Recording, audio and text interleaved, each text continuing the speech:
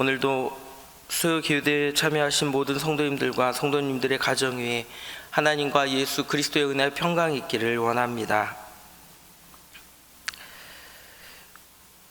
저는 대학원 시절에 NGO를 공부를 했습니다. NGO 분야를 공부를 하면서 참 여러 학술 세미나를 돌아다녔던 기억이 있습니다. 서울로 전주로 여러 군데로 이렇게 돌아다녔던 기억이 있습니다. 새로운 아젠다에 대한 연구자가 연구를 하고 발표하면 다양한 정보를 공유했고 또 그 이야기들을 들으며 한 주제를 가지고 토론할 수 있는 장이 있었기 때문에 다양한 시각의 비평과 질문을 이어갈 수 있었기 때문에 그 자리를 사모했던 것 같습니다. 그때 제가 느낀 것이 하나가 있습니다. 그것은 바로 듣는 것과 이야기하는 것, 토론하는 것이 참 중요하다라고 하는 생각을 갖게 되었습니다. 내가 아는 이론만 옳다라고 생각하면 대화는 단절됩니다. 그러나 서로의 이야기를 들을 때 새로운 시야가 열리고 서로가 성장할 수 있게 됩니다. 자기 신념에 매몰되지 않기 위해서는 나와 다른 사람들의 이야기를 듣는 모습도 중요합니다.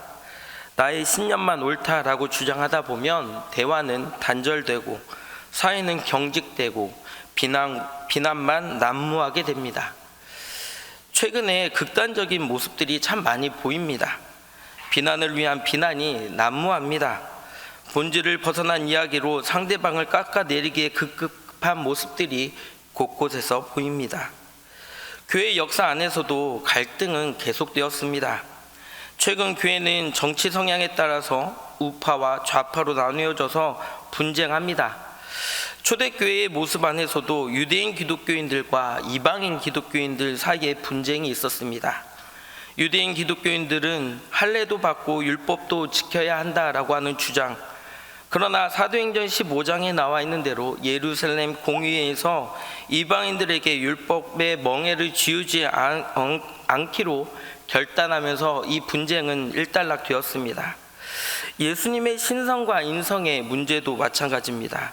교회는 예수님은 완전한 인간이시며 완전한 하나님이십니다 라는 결론을 내림으로써 이 분쟁을 종결시켰습니다. 그래서 지금은 모든 교회가 예수님의 신성과 인성을 완전한 하나님이시며 완전한 인간으로 고백을 합니다. 교회 역사 안에서 분쟁하는 모습들로 인해서 교회 내에서 새로운 교파들이 생겨났고 또 교파들 안에서도 교단이 분열하는 모습들도 보였습니다. 그러나 교파나 교단이 추구하는 교리는 조금씩 다를 수는 있지만 복음은 하나의 복음을 따르게 되었습니다. 그 복음은 바로 예수님이 우리의 구원자시다라는 겁니다. 이를 넘어서는 것은 모두 이단이 되었습니다. 그래서 교회가 무엇입니까? 교회가 예수를 그리스도라고 고백하는 사람들의 공동체가 교회가 되는 것입니다. 그래서 그 안에서 교회는 서로 다른 이야기들을 하는 모임을 갖게 되었습니다. 그것이 우리가 알고 있는 WCC, 세계교회협의회라는 것입니다. WCC는 이야기의 장입니다. 때문에 여러 이야기들이 나올 수 있고 그래서 우리가 우려하는 모습이 보이기도 합니다.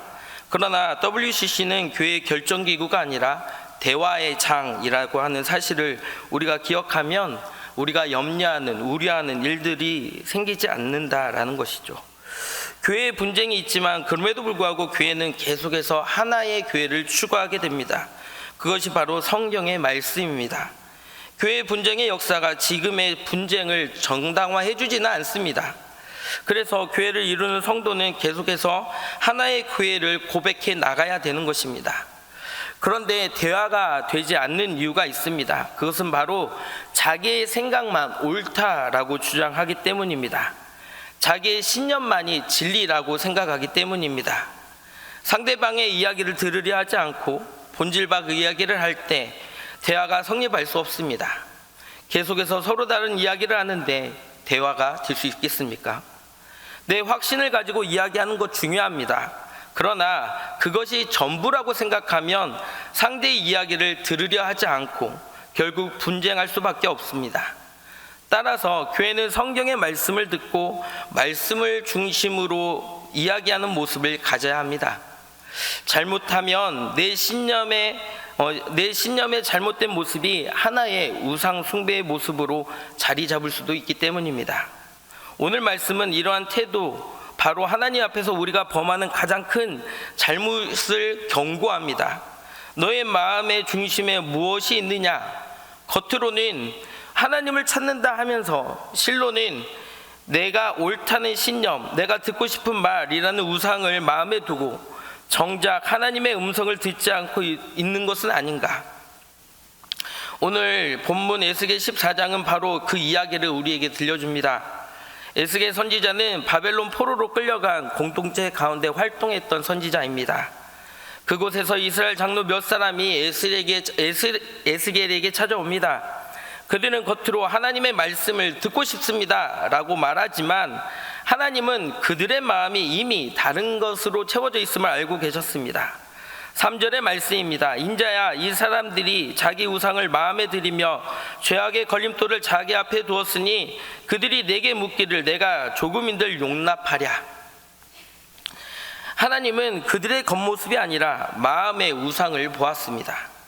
그들의 입으로는 하나님을 찾았지만 실로는 하나님을 믿지 않았습니다. 그들의 신념, 자기 확신, 이익, 안전함이 하나님보다 앞서 있었습니다. 그것이 바로 잘못된 신념의 우상 숭배입니다. 모세가 시내산에 하나님의 율법을 받으러 간 사이에 사람들은 모세가 내려오지 않자 불안해하였습니다. 그래서 그들은 금송아지를 우상으로 만들어 버렸습니다. 왜 사람들은 금송아지를 우상으로 만들게 되었습니까? 그들 스스로 확신이 없었기 때문입니다. 하나님에 대한 신뢰가 없었기 때문입니다. 입술로는 하나님을 믿는다라고 얘기하고 있고 하나님이 우리를 선택했다라고 이야기하고 있지만 하나님을 온전히 신뢰하지 못하자 자기들의 확신, 신념에 의해서 자기의 우상화를 만들어버린 것입니다. 모세가 산에서 내려오는 것이 늦어지자 이스라엘 백성들이 모세의 형인 아론에게 몰려갔습니다. 그리고 그들은 자신들을 이끌어줄 신을 만들어달라 요청합니다. 출애굽기 32장 1절의 말씀입니다. 백성이 모세가 산에서 내려옴이 더딤을 보고 모여 백성이 아론에게 이르러 말하되 일어나라, 우리를 위하여 우리를 인도할 신을 만들라. 이 모세 곧 우리를 애굽 땅에서 인도하여 낸 사람은 어찌 되었는지 알지 못함이니라. 이스라엘 백성은 하나님의 선택된 백성이었습니다. 그런데 그들이 하나님에 대한 확신이 부족했습니다. 하나님의 약속이 더디 믿고 있었고 하나님의 약속에 대한 확신 또한 없었습니다. 그러니 그들이 하나님이 아닌 다른 그 당시에 고대 근동의 미신적인 신앙의 영향을 받았던 것입니다. 이스라엘의 하나님의 직접 통치를 거부했고 결국 그들은 주변의 나라들처럼 왕을 요구하기도 합니다. 우리는 하나님을 믿어 교회에 나옵니다. 그런데 우리의 신앙의 모습이 다른 종교의 모습과 다름이 있냐라는 것이죠. 거룩함이 있냐라는 것입니다. 우리나라는 불교와 유교에 지대한 영향을 받았습니다. 그러기에 기독교가 우리나라에 들어와 불교와 유교의 잔재들이 이 교회 안에서도 남아있게 되었습니다. 어떤 모습이 있습니까? 교회의 직분을 신분이라고 생각을 합니다. 교회의 직분은 계급이 아닙니다. 교회의 일을 하기 위해 교회의 장로로, 권사로, 집사로 직분을 주는 것입니다. 그런데 한국 교회의 모습을 보면 직분자들이 교회의 높은 위치에 있다라고 생각을 합니다. 교회 내의 직분은 계급이 아닙니다. 일을 하라고 주어진 직분일 뿐입니다. 한국 교회의 이상한 문화 중에 하나는 장로교회가 아님에도 불구하고 교회에 장로라고 하는 직분이 있다라는 것입니다. 장로교 정치는 대의를 특징으로 하는 교회 정치 체제입니다. 이 체제는 교회의 머리가 그리스도시며 교인이 선출한 장로들로 구성된 취리회를 통해서 교회를 다스리는 방식입니다. 교인들은 자신들의 대표로 장로를 선출하여 그들로 하여금 교회를 다스리게 합니다. 이는 교인들에 의한 민주적인 정치이며 장로들은 교인을 대표하여서 봉사합니다. 장로교의 목사도 장로입니다. 그러나 따라서 목사 장로는 말씀과 성례를 담당합니다. 교인들 중에 선출된 장로는 교회 행정과 치리를 담당합니다. 지금의 대의민주주의와 같은 방식을 추구합니다. 그런데 다른 교단들도 장로를 선출합니다. 왜 그런 게 된 것일까요? 이는 직분에 대한 잘못된 이해가 있기 때문입니다. 제가 목사가 되기 이전에 사회에서 일을 좀 할 때 아는 분이 저를 참 좋게 보시고 저와 함께 일하게 되었습니다. 그런데 그분이 저에게 이런 얘기를 한 적이 있습니다. 나중에 목사가 되면, 그리고 담임 목사가 되면 자기를 교회 장로로 세워달라고 이야기하는 겁니다. 무엇입니까? 그냥 하나의 교회를 회사처럼 생각하고 이야기하는 것입니다. 이게 보통의 인식이 아닌가 생각해 봅니다. 초대교회에 형제와 자매의 호칭이 있었을 때는 사회에 신분 제도가 있었습니다. 교회는 그 신분 제도를 넘어서서 하나의 형제요 자매라는 호칭을 사용함으로써 정말 그 당시를 뛰어넘는 그런 모습이 있었습니다. 그런데 지금 교회는 과거로 회귀하여 직분을 계급처럼 생각하게 된 것 같습니다. 잘못된 신념은 교회의 모습을 파괴합니다. 그러나 그것이 진리인 것처럼 생각하게 됩니다. 자신들의 잘못을 인식하지 못하고 다수가 잘못된 신념이 옳은 것이라고 생각하며 따르면 그것이 진리라고 착각합니다. 리플리 증후군이라는 것이 있습니다. 현실에 자신을 부정하고 자신이 만든 허구의 세계나 정체성을 진실이라고 믿으며 살아가는 인격 장애를 뜻합니다. 잘못을 인식하지 못하고 그것이 진리라고 믿는 것과 이 리플리 증후군과 닮아 있지 않습니까? 믿음의 기준이 무엇입니까?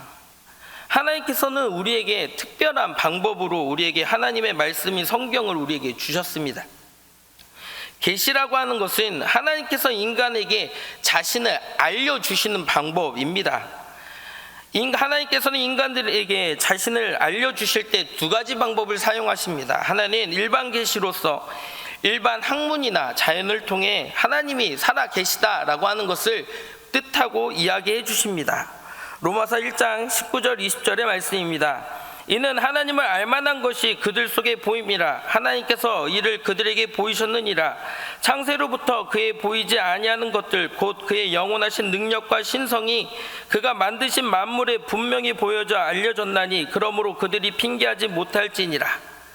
하나님께서 창조하신 자연을 통해서 인간들은 창조주가 살아 계심을 인정하고 느낄 수 있게 되었다라는 겁니다. 하나님께서는 인간에게 양심을 주셔서 그것을 깨닫게 하셨습니다. 로마서 2장 14절 15절의 말씀입니다.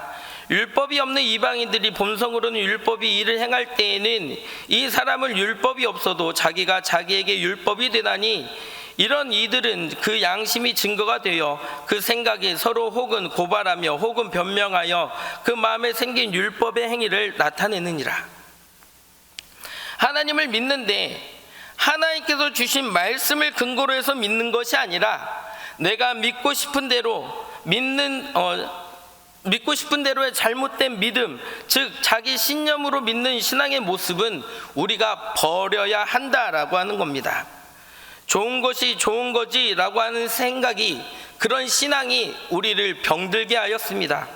지금 한국교회를 병들게 했고 잘못된 길로 가게 하였습니다. 뭐가 좋은 것입니까? 다수가 좋으면 다 좋은 것입니까? 다수가 좋으면 그것이 다 옳은 진리가 되는 것입니까? 성경은 무엇이라 말하고 있습니까? 고린도전서 10장 23절의 말씀입니다. 모든 것이 가하나 모든 것이 유익한 것이 아니요 모든 것이 가하나 모든 것이 덕을 세우는 것은 아니니.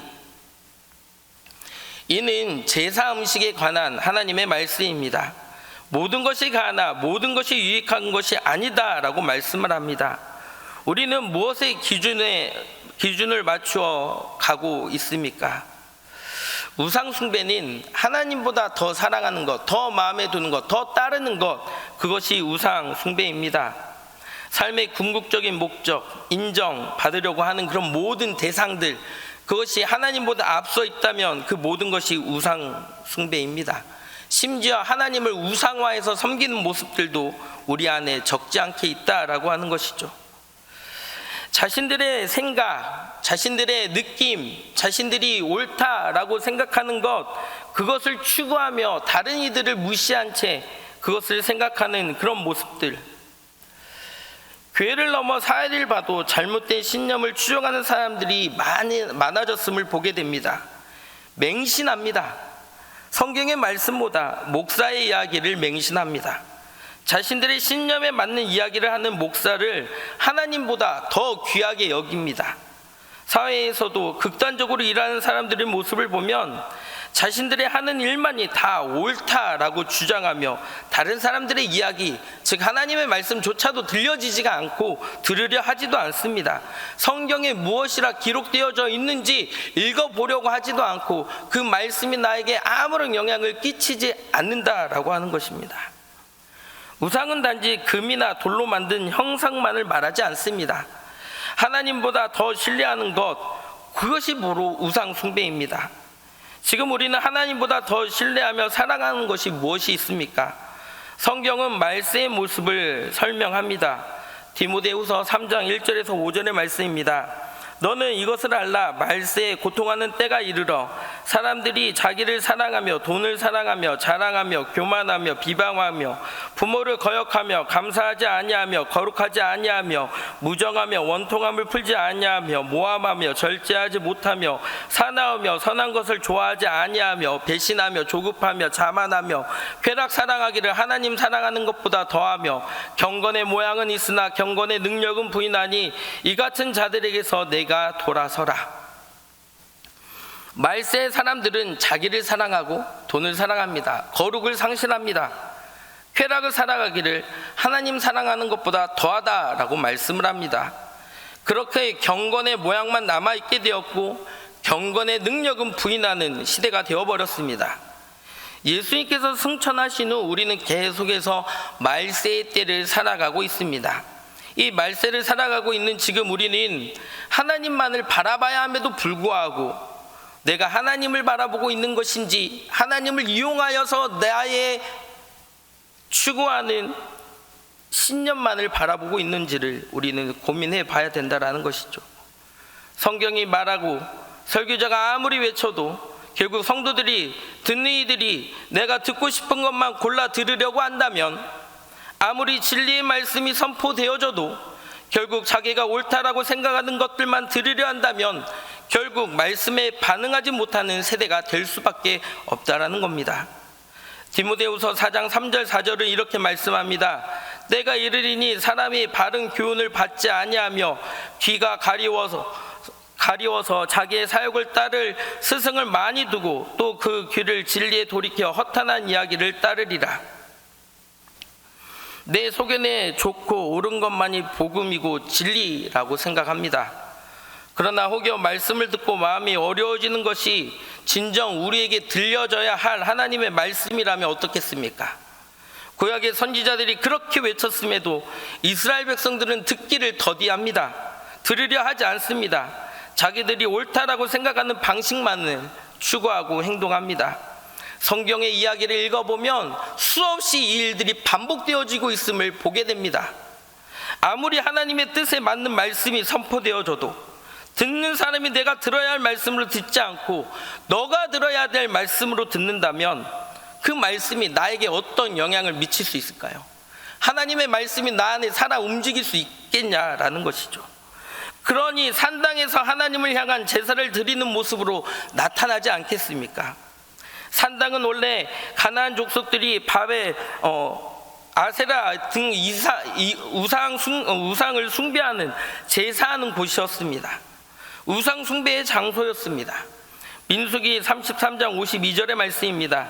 그 땅의 원주민을 너희 앞에서 다 몰아내고 그 새긴 석상과 부어 만든 우상을 다 깨뜨리며 산당을 다 헐고, 산당을 다 헐어야 함에도 불구하고 산당을 남겨둔 채 그 안에서 하나님을 섬긴다라고 이야기하는 것이 하나님의 백성들이었다라는 겁니다. 예루살렘 성전이 아닌 산당에서 제사하는 것은 자기의 편의와 자기 소견에 옳은 대로 행하는 신앙생활의 모습이었습니다. 믿음은 인간의 편리함보다 하나님의 말씀에 대한 순종을 따라야 합니다. 그럼에도 불구하고 이스라엘 백성은 쉽게 이 문제에서 벗어나지 못합니다.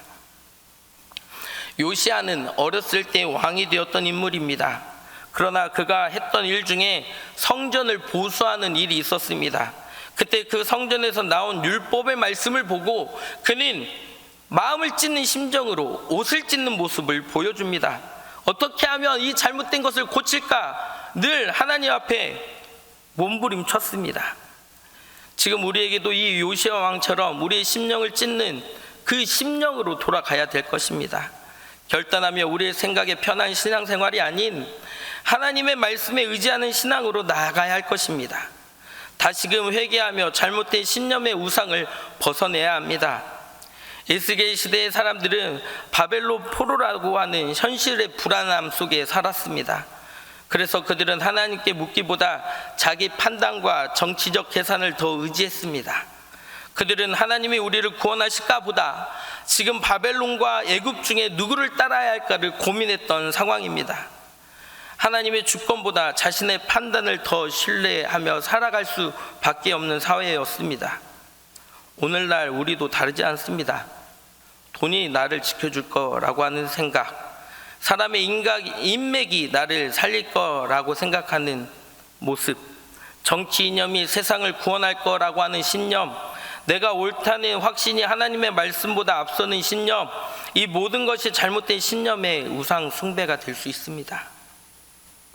신앙은 내 확신을 지키는 것이 아니라 하나님의 뜻 앞에 내 확신을 내려놓는 것입니다.